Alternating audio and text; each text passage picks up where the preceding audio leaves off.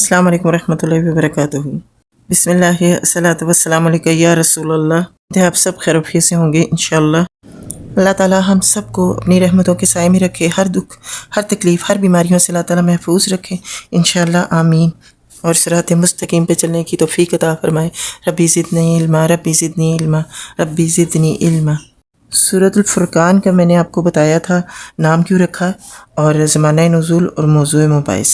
ابھی ویڈیو دیکھی نہیں ہے سب نے، صبح میں نے اپلوڈ کی تھی، تو آپ ضرور اس کو واچ کریں انشاءاللہ۔ اس کا ترجمہ پڑھنے لگی ہوں، آپ سنیں اور ضرور آگے شیئر کیجیے گا۔ سورۃ الفرقان مکی ہے، آیات اس کی 77 ہے، رکوع 6 ہیں۔ اعوذ باللہ من الشیطان الرجیم، بسم اللہ الرحمن الرحیم۔ تبارک الذی نزل الفرقان علی عبدہ لیکون للعالمین نذیر۔ ترجمہ انشاءاللہ کنٹینیو کرتی ہوں۔ نہایت معتبر ہے وہ جس نے یہ فرقان اپنے بندے پر نازل کیا تاکہ سارے جہان والوں کے لیے نذیر ہو۔ وہ جو زمین اور آسمانوں کی بادشاہی کا مالک ہے، جس نے کسی کو بیٹا نہیں بنایا ہے، جس کے ساتھ بادشاہی میں کوئی شریک نہیں ہے، جس نے ہر چیز کو پیدا کیا ہے، پھر اس کی ایک تقدیر مقرر کی، لوگوں نے اسے چھوڑ کر اپنے معبود بنا لیے جو کسی چیز کو پیدا نہیں کرتے بلکہ خود پیدا کیے جاتے ہیں، جو خود اپنے لیے بھی کسی نفع یا نقصان کا اختیار نہیں رکھتے، جو نہ مار سکتے ہیں، نہ جلا سکتے ہیں، نہ مرے ہوئے کو پھر اٹھا سکتے ہیں۔ جن لوگوں نے نبی صلی اللہ علیہ وآلہ وسلم کی بات ماننے سے انکار کر دیا ہے، وہ کہتے ہیں کہ یہ فرقان ایک من گھڑت چیز ہے جسے اس شخص نے آپ ہی گڑھ لیا ہے، اور کچھ دوسرے لوگوں نے اس کام میں اس کی مدد کی ہے۔ بڑا ظلم اور سخت جھوٹ ہے جس پر یہ لوگ اتر آئے ہیں۔ کہتے ہیں یہ پرانے لوگوں کی لکھی ہوئی چیزیں ہیں جنہیں یہ شخص نقل کراتا ہے اور وہ اسے صبح و شام سنائی جاتی ہیں۔ اے محمد صلی اللہ علیہ وآلہ وسلم، ان سے کہو کہ اسے نازل کیا ہے اس نے جو زمین اور آسمان کا بھید جانتا ہے۔ حقیقت یہ ہے کہ وہ بڑا غفور الرحیم ہے۔ بے شک کہتے ہیں یہ کیسا رسول ہے جو کھانا کھاتا ہے اور بازاروں میں چلتا پھرتا ہے، کیوں نہ اس کے پاس کوئی فرشتہ بھیجا گیا جو اس کے ساتھ رہتا اور نہ ماننے والوں کو دھمکاتا، یا کچھ نہیں تو اس کے لیے کوئی خزانہ ہی اتار دیا جاتا، یا اس کے پاس کوئی باغ ہی ہوتا جس سے یہ اطمینان کی روزی حاصل کرتا۔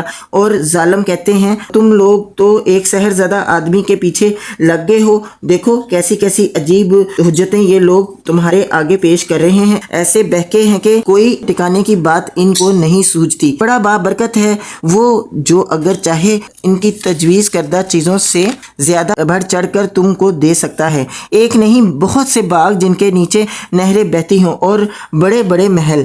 اصل بات یہ ہے کہ یہ لوگ اس گھڑی کو جھٹلا چکے ہیں، اور جو اس گھڑی کو جھٹلائے اس کے لیے ہم نے بھڑکتی ہوئی آگ مہیا کر رکھی ہے۔ وہ جب دور سے ان کو دیکھے گی تو یہ اس کے غضب اور جوش کی آوازیں سن کر، اور جب یہ دست و پابستہ اس میں ایک تنگ جگہ ڈھونسے جائیں گے تو اپنی موت کو پکارنے لگیں گے۔ اس وقت ان سے کہا جائے گا کہ آج ایک موت کو نہیں بہت سی موتوں کو پکارو۔ اللہ اکبر، استغفر اللہ۔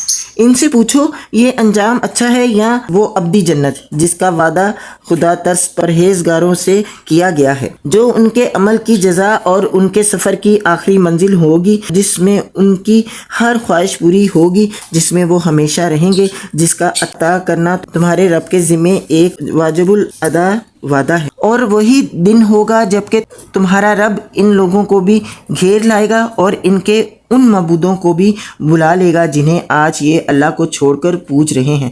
پھر وہ ان سے پوچھے گا کیا تم نے میرے ان بندوں کو گمراہ کیا تھا یا یہ خود راہ راست سے بھٹک گئے تھے؟ وہ عرض کریں گے پاک ہے آپ کی ذات، ہماری تو یہ بھی مجال نہ تھی کہ آپ کے سوا کسی کو اپنا مولا بنائیں، مگر آپ نے ان کو اور ان کے باپ دادا کو خوب سامان زندگی دیا، حتیٰ کہ یہ سبق بھول گئے اور شامت زدہ ہو کر رہے۔ یوں جھٹلا دیے گئے وہ تمہارے معبود تمہاری ان باتوں کو جو آج تم کہہ رہے ہو، پھر تم نہ اپنی شامت کو ٹال سکو گے نہ کہیں سے مدد پا سکو گے، اور جو بھی تم میں سے ظلم کرے اسے ہم سخت عذاب کا مزہ چکھائیں گے۔ اے محمد صلی اللہ علیہ وآلہ وسلم، تم سے پہلے جو رسول بھی ہم نے بھیجے تھے وہ سب بھی کھانا کھانے والے اور بازاروں میں چلنے پھرنے والے لوگ ہی تھے۔ دراصل ہم نے تم لوگوں کو ایک دوسرے کے لیے آزمائش کا ذریعہ بنا دیا ہے، کیا تم صبر کرتے ہو؟ تمہارا رب سب کچھ دیکھتا ہے۔ جو لوگ ہمارے حضور پیش ہونے کا اندیشہ نہیں رکھتے وہ کہتے ہیں کیوں نہ فرشتے ہمارے پاس بھیجے جائیں یا پھر ہم اپنے رب کو دیکھیں۔ بڑا گمنڈ لے بیٹھے یہ اپنے نفس میں اور حد سے گزر گئے یہ اپنی سرکشی میں۔ جس روز یہ فرشتوں کو دیکھیں گے وہ مجرموں کے لیے کسی بشارت کا دن نہ ہوگا، چیخ اٹھیں گے کہ پناہ بختہ، اور جو کچھ بھی ان کا کیا دھرا ہے اسے لے کر ہم غبار کی طرح اڑا دیں گے۔ بس وہی لوگ جو جنت کے مستحق ہیں اس دن اچھی جگہ ٹھہریں گے اور دوپہر گزارنے کو عمدہ مقام پائیں گے۔ آسمانوں کو چیرتا ہوا ایک بادل اس روز نمودار ہوگا اور فرشتوں کے پرے اتار دیے جائیں گے۔ اس روز حقیقی بادشاہی صرف رحمان کی ہوگی اور وہ منکرین کے لیے بڑا سخت دن ہوگا۔ ظالم انسان اپنا ہاتھ چبائے گا اور کہے گا کاش میں نے رسول کا ساتھ دیا ہوتا، ہائے میری کم بختی، کاش میں نے فلاں شخص کو دوست بنا لیا ہوتا، اس کے بہکانے میں آ کر میں نے وہ نصیحت نہ مانی جو میرے پاس آئی تھی۔ شیطان انسان کے حق میں بڑا ہی بے وفا نکلا، اور رسول کہے گا کہ اے میرے رب، میری قوم کے لوگوں نے اس قرآن کو نشانہ تحذیق بنا لیا تھا۔ اے محمد صلی اللہ علیہ وآلہ وسلم، ہم نے تو اسی طرح مجرموں کو ہر نبی کا دشمن بنایا ہے اور تمہارے لیے تمہارا رب ہی رہنمائی اور مدد کو کافی ہے۔ منکرین کہتے ہیں اس شخص پر سارا قرآن ایک ہی وقت میں کیوں نہ اتار دیا گیا؟ ہاں، ایسا اس لیے کیا گیا ہے کہ اس کو اچھی طرح ہم تمہارے ذہن نشین کرتے رہیں، اور اسی غرض کے لیے ہم نے اس کو ایک خاص ترتیب کے ساتھ الگ الگ اجرا کی شکل دی ہے، اور اس میں یہ مصلحت بھی ہے کہ جب کبھی وہ تمہارے سامنے کوئی نرالی بات یا عجیب سوال لے کر آئیں اس کا ٹھیک جواب بر وقت ہم نے تمہیں دے دیا اور بہترین طریقے سے بات کھول دی۔ جو لوگ اوندھے منہ جہنم کی طرف دھکیلے جانے والے ہیں ان کا موقف بہت برا اور ان کی راہ ہر درجے غلط ہے۔ ہم نے موسیٰ علیہ السلام کو کتاب دی اور ان کے ساتھ ان کے بھائی ہارون علیہ السلام کو مددگار کے طور پر لگایا اور ان سے کہا کہ جاؤ اس قوم کی طرف جس نے ہماری آیات کو جھٹلا دیا ہے۔ آخرکار ان لوگوں کو ہم نے تباہ کر کے رکھ دیا۔ یہی حال قوم نوح علیہ السلام کا ہوا۔ جب انہوں نے رسولوں کی تکذیب کی ہم نے ان کو غرق کر دیا اور دنیا بھر کے لوگوں کے لیے ایک نشانی عبرت بنا دیا، اور ان ظالموں کے لیے ایک دردناک عذاب ہم نے مہیا کر رکھا ہے۔ اسی طرح عاد اور سمود اور اصحاب الرس اور بیچ کی صدیوں کے بہت سے لوگ تباہ کیے گئے۔ ان میں سے ہر ایک کو ہم نے پہلے تباہ ہونے والوں کی مثالیں دے دے کر سمجھایا اور آخرکار ہر ایک کو غارت کر دیا، اور اس بستی پر تو ان کا گزر ہو چکا ہے جس پر بدترین بارش برسائی گئی تھی۔ کیا انہوں نے اس کا حال دیکھا نہ ہوگا؟ مگر یہ موت کے بعد دوسری زندگی کی توقع ہی نہیں رکھتے۔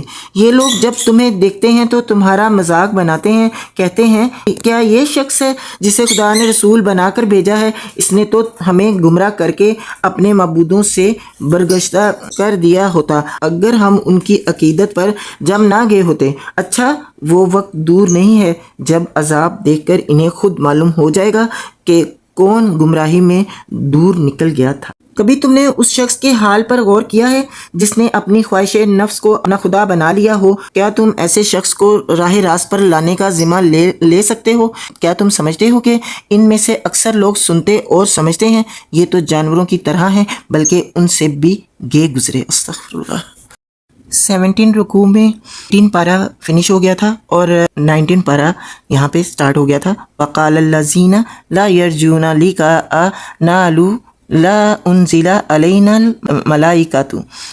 اس کا ترجمہ میں نے یہ پڑھا تھا، جو لوگ ہمارے حضور پیش ہونے کا اندیشہ نہیں رکھتے وہ کہتے ہیں کیوں نہ فرشتے ہمارے پاس بھیجے جائیں۔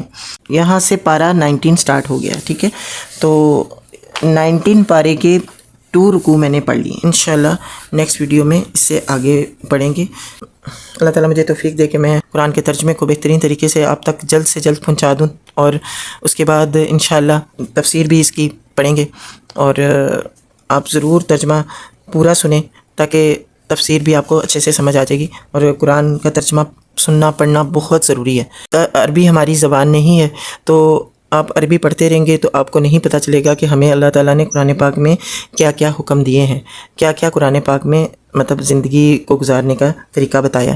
تو اس لیے ضروری ہے کہ قرآن کا ترجمہ پڑھیں، سنیں، سمجھیں اور عمل کریں۔ جزاک اللہ خیرہ۔ اپنا بہت خیال رکھیں، دعا میں یاد رکھیں۔ اللہ حافظ۔